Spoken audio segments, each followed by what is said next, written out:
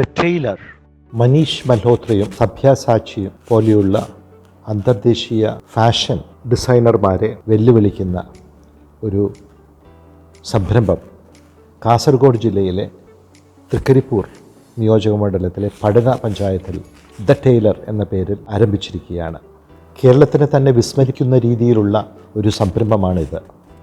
പടനയിലെ ഒരു പുതിയ 4 നില മന്ദിരത്തിൽ ആരംഭിച്ചിരിക്കുന്ന ദി ടൈലർ കേരളത്തിലെ ഫാഷൻ രംഗത്തെ വിസ്മയകരമായ രീതിയിൽ മാറ്റാൻ പോകുകയാണ്.